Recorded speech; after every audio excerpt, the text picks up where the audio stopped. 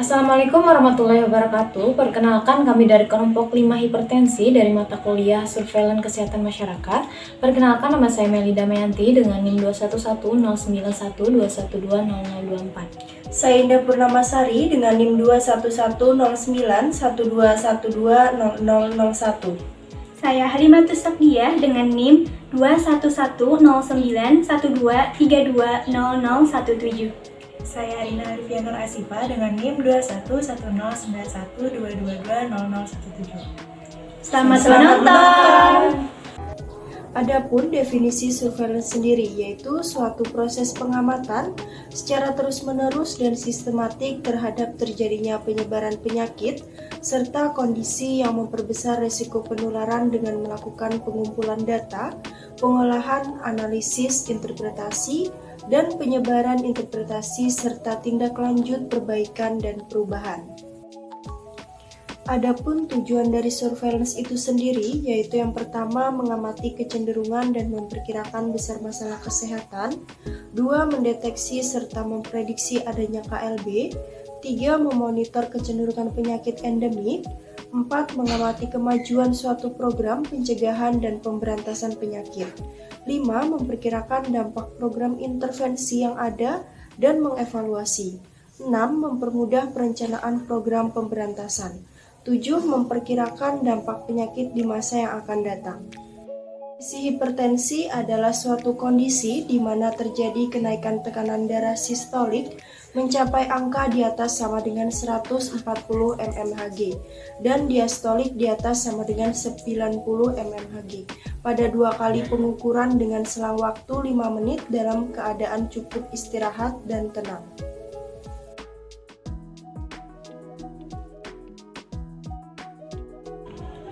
Tahapan-tahapan kegiatan surveillance pada penyakit hipertensi. Yang pertama, pengumpulan data.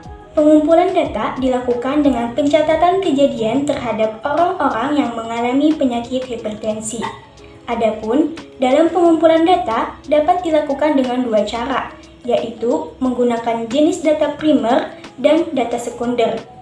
Untuk data primer dapat dilakukan dengan menggunakan kuesioner kepada masyarakat. Kuesionernya berisi mengenai variabel-variabel yang akan diukur, seperti prevalensi hipertensi, jenis kelamin, dan tingkat pengetahuan mengenai penyakit hipertensi. Selain itu, pengumpulan data jenis ini dapat juga diambil dari hasil pengukuran fisik, seperti berat badan, tinggi badan, dan tekanan darah. Sedangkan, untuk data sekunder dapat diambil berdasarkan dari hasil Riskesdas. Adapun, diketahui berdasarkan hasil Riskesdas tahun 2018, didapat bahwa penyakit hipertensi di Indonesia terjadi sekitar 34,11% terhadap penduduk umur 18 tahun ke atas. Selanjutnya adalah pengolahan dan analisis data. Pengolahan dan analisis data dapat dilakukan dengan menggunakan bantuan software SIPTM ataupun software lainnya seperti Microsoft Excel. Data yang diolah dan dianalisis mempertimbangkan jumlah sampel ataupun penduduk dari wilayah tempat kerjanya. Produk dari pengolahan data ialah proporsi hasil pemeriksaan FR, proporsi kasus penyakit tidak menular berdasarkan seluruh penyakit proporsi kasus, cakupan kunjungan, serta cakupan layanan. Adapun data yang diolah terdiri dari proporsi hipertensi berdasarkan seluruh kasus penyakit tidak menular lainnya, baik dari semua golongan umur maupun hanya berfokus pada usia produktif. Selain itu, cakupan layanan penderita hipertensi di tiap puskesmas, capaian dari target pelayanan, serta ketepatan pelaporan dari tiap puskesmas juga dilakukan pengolahan dan analisis data. Kemudian analisis data. Analisis data dilakukan secara deskriptif berdasarkan orang, tempat, dan waktu. Analisis juga sudah representatif menurut waktu karena data sudah cukup lengkap. Hasil pengolahan dan analisis data kemudian digambarkan dalam bentuk narasi, tabel, grafik, ataupun bentuk lainnya agar lebih mudah dipahami. Interpretasi data adalah proses memeriksa data dan hingga pada kesimpulan yang relevan dengan menggunakan berbagai metode analisis.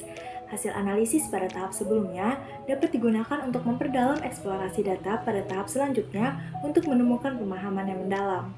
Contoh interpretasi data dalam surveillance epidemiologi penyakit hipertensi adalah dari data Riskesdas tahun 2018 yang menyatakan bahwa penyakit hipertensi di Indonesia tahun 2018 terhadap penduduk umur 18 tahun ke atas sebesar 34,11%. Hipertensi pada seseorang di usia muda dapat dipengaruhi oleh gaya hidup yang tidak sehat seperti kebiasaan merokok, kurang olahraga, mengkonsumsi makanan kurang bergizi, dan stres. Diseminasi informasi adalah kegiatan memberikan informasi yang dapat memberikan arahan dalam menentukan besar masalah, sebab dan akibat dari suatu kejadian penyakit, kecenderungan suatu keadaan, dan penarikan kesimpulan sebagai dasar respon yang akan diambil.